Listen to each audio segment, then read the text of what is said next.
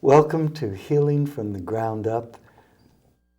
This is part 2 of a continuing conversation with Dr. Leslie Gray, a psychologist and a founder of the therapies of shamanic psychology and eco-psychology, as well as director of the Woodfish Institute. And for this half hour, I'll have the pleasure of being interviewed by and continuing the conversation that we started in part 1 about the seen and the unseen, and even about upstairs and downstairs in social life. So, Dr. Gray. That is interesting. When you look at upstairs, downstairs, or Downton Abbey, there are many things that go unseen and many things that are seen. What, for example, do you think are the psychological mechanisms at play that enable this almost kabuki dance to go on? I tend to think of it more blandly as sets of rules, and particularly in cultures that are largely arranged by men. The analogy I would use is kids learning baseball. If you sat an Australian down at a baseball game, he'd scratch his head and say, I don't know, what are they doing? Why did he stop running? Why did he do this? My grandson at 6 knows why they do those things. So it's automatic in the same way that the servant stands at a certain place in the room. He's not taught except initially, when you come to see the lady of the house, do the following. And then ever after, he figures it out. If you hit a fair ball in front of you, you run. If you hit the ball behind you, you stay still because it's foul. If you play baseball, if you play cricket, and you hit the ball behind you, you run because everything is in play. Mm-hmm. So I think that those things that we see as mannered activities, why does the great Lord disdain so-and-so but is very cordial to his enemy who's of the same class or something, is as though governed or sieved through a set of rules, social rules, the same way that we learn table manners, or depending on our upbringing, are told, you kids be quiet now, the grown-ups are talking, or in modern times, the kid can talk and all the grown-ups pay attention and forget their conversations. And both are natural rule-following activities, depending on the local culture. I know a very, very able therapist who works with kids at a very poor, economically poor school. And she's very athletic and fun. And she does wonders with little boys. And she had a whole group of them in her office because there was a very difficult child who had come into the school who sat with a hoodie on all day and wouldn't talk to anyone and had been terribly misused during his young life. So she got the boys in, and they had been teasing this other kid.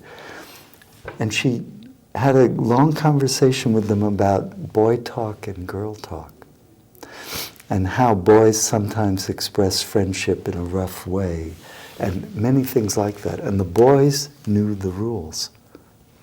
They knew when you could tease somebody and call him a bad name and how he felt about it and how he had to say, no, it's cool, man, it's okay with me, at 11 or something. And she told them, to her great credit, she said, and when you're older, we can talk about girl talk. So I think of that all in the same way. You know, in the shamanic rituals or the Balinese ones we've been talking about, people know how to behave without being instructed directly. And that works as long as there's one unseen element, and that's trust. When you have a mannered system and there's no trust, or a democracy, and the trust is gone, the system stops working. And trust is as unseen as, in our previous conversation, we're talking about love as unseen. Yeah. Trust is equally unseen. Yes, very much so. I think that's crucial to know. And in my way of thinking, because I like to think socially or interpersonally, it's not as though trust sits inside me. I'm a more or less trusting person. It's that we have trust or we don't, or our trust abrades or fluffs up in some way. And in new circumstances, if you ask them, well, are you going to go down this road? You say, well, if my friend Joe will go with me, sure. And we do this from an early age. Or, are you going to tell anyone about this very difficult thing in your family? Only my best friend Alice. I'm not even telling my aunt, because I trust that she will keep my secret.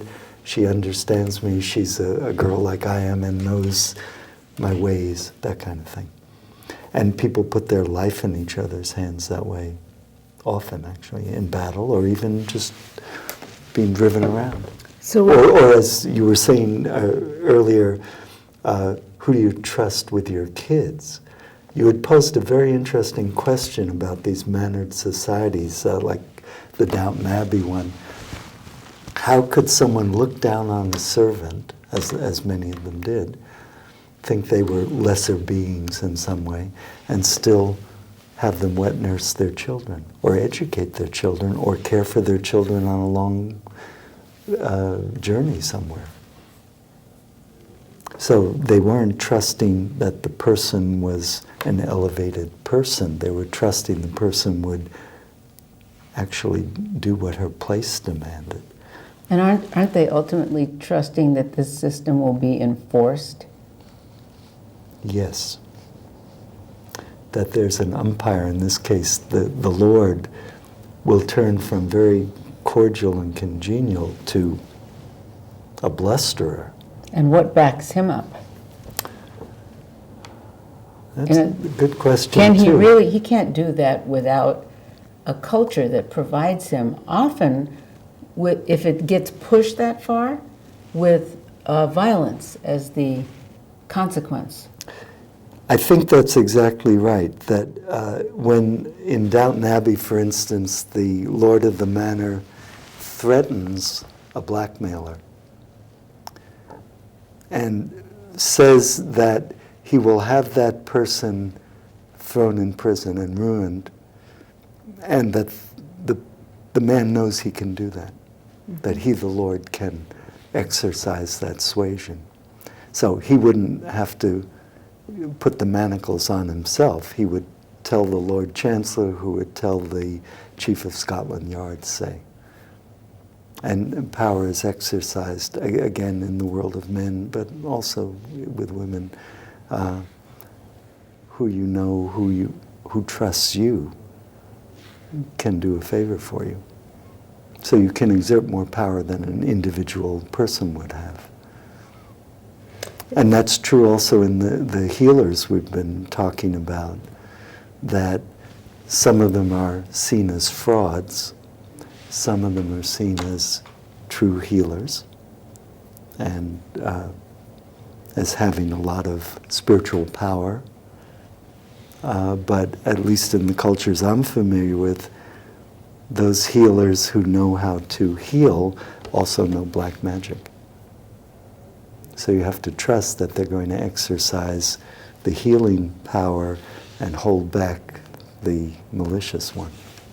Levi Strauss put forth a a theory of the ingredients needed for this kind of healing.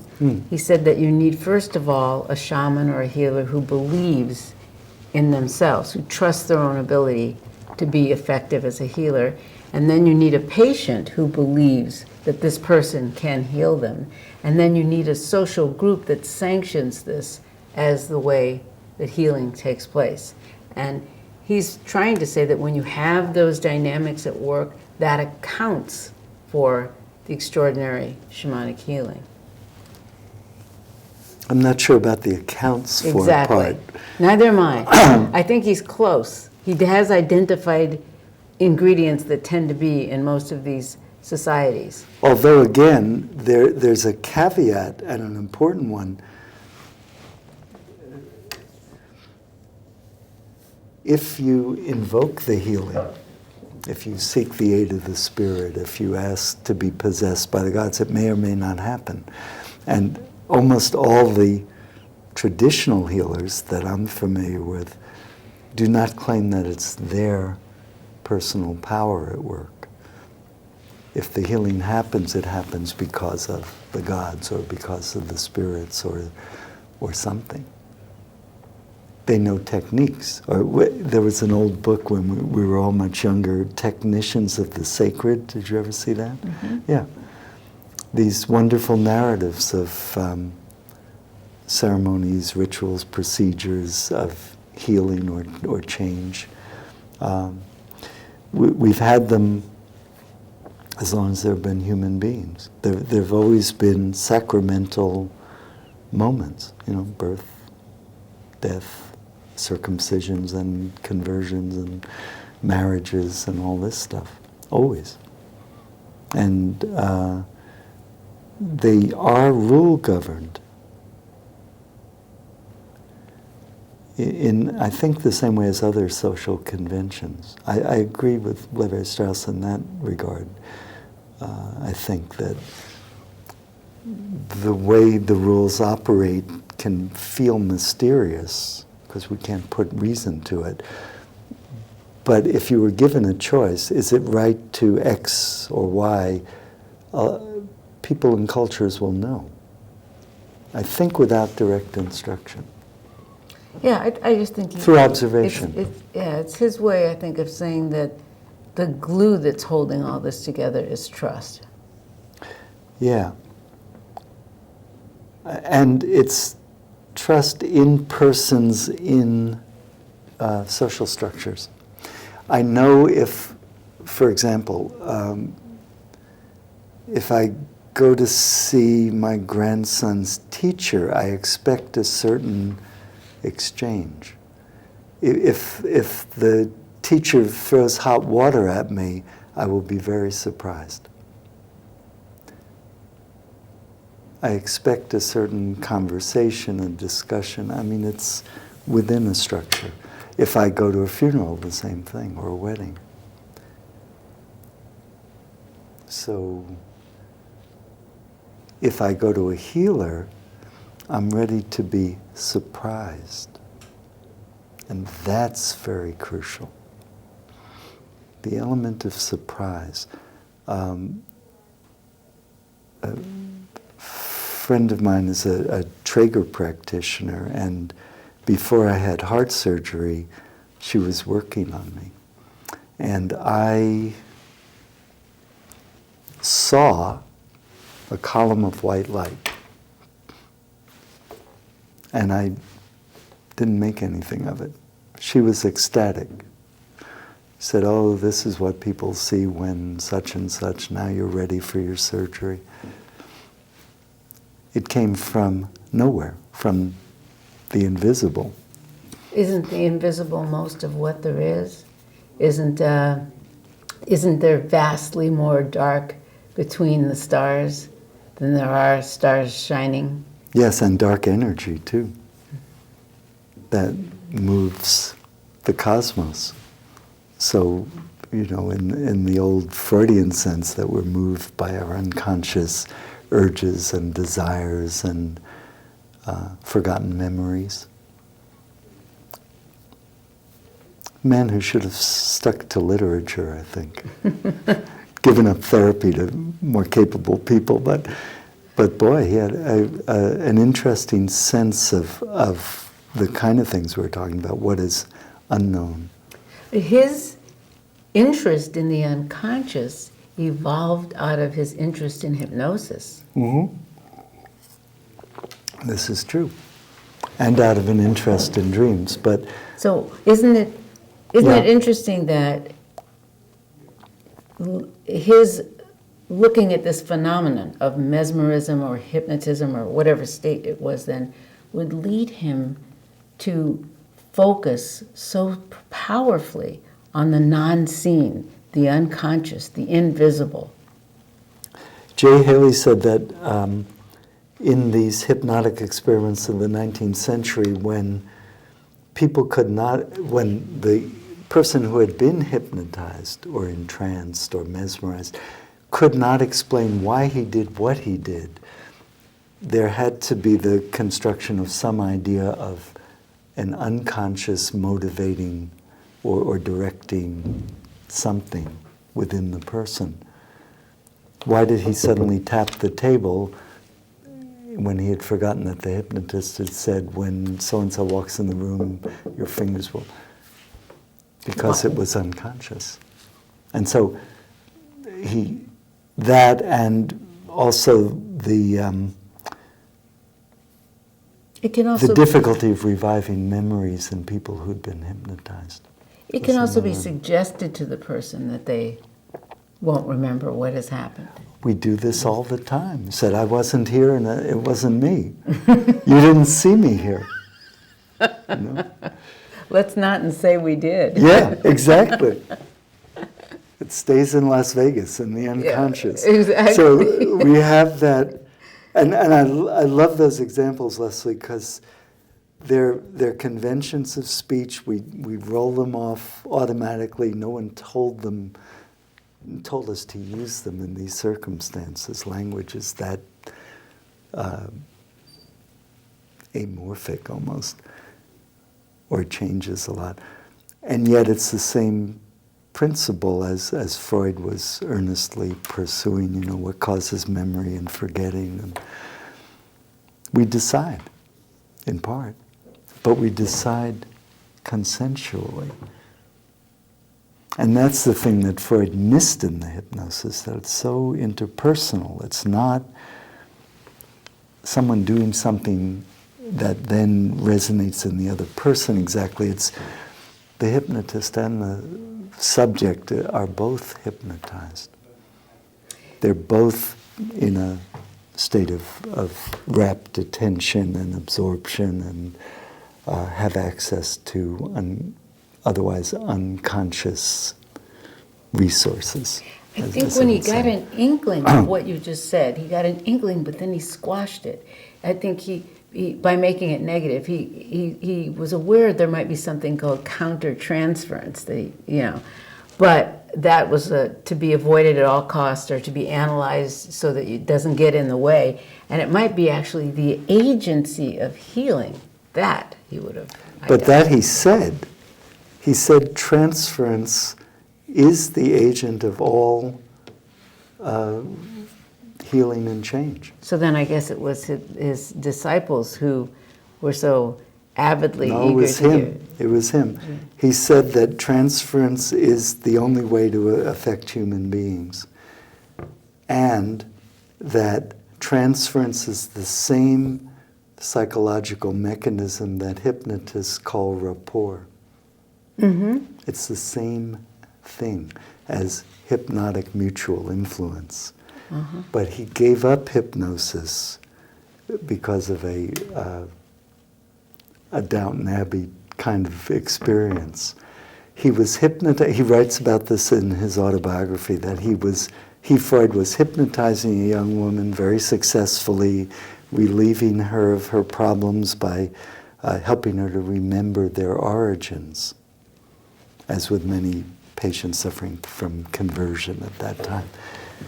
And when she woke up out of the trance, she threw her arms around his neck. And he says, in his own words, at that moment a servant intervened saving us the necessity of any further discussion. We tacitly agreed never to do hypnosis again. Tacitly, he did not analyze the transference. He never discussed it because the servant had walked in, just like in Downton Abbey. And the servant now knew Freud's secret, and therefore Freud suppressed the information in his relationship with the patient. He didn't discuss it or allow discussion of it. So you're saying he went on to do covert hypnosis after that? He kept the couch. He was a very forceful man of his time and smart as hell. He kept insisting that people do things a certain way. He insisted on his interpretations. The original way in which they would recover memories, this wasn't Freud's invention, but he saw it. It was Bernheim, I think. He'd say to the person, well, do you remember what happened during the hypnosis? Guy would say, no, I don't.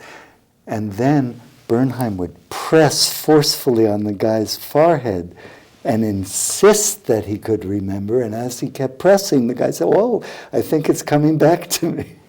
The way you would under any kind of threat. You know, it's like a threat of torture of a mild form. So Freud gave up hypnosis. The secret, instead of being repressed, was socially suppressed. Mm-hmm. And then Freud acted like it had never happened, and that he had other reasons for giving up hypnosis.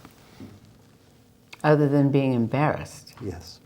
Right. Other than what would be called counter-transferential, you know, the emotions of the therapist toward the client. Mm-hmm. What a high cost Western civilization has had to pay for wanting to seem scientific. Yeah. Because in other cultures, that variability, that precise ability of the healer is prized. Yes, and as you've so eloquently spoken about, the deviance of the healer, the originality of the healer, is prized above a set of techniques that you learn in healer school. It's meant to be a person who sees further and acts more boldly, in fact, than other folks may, and takes greater risks.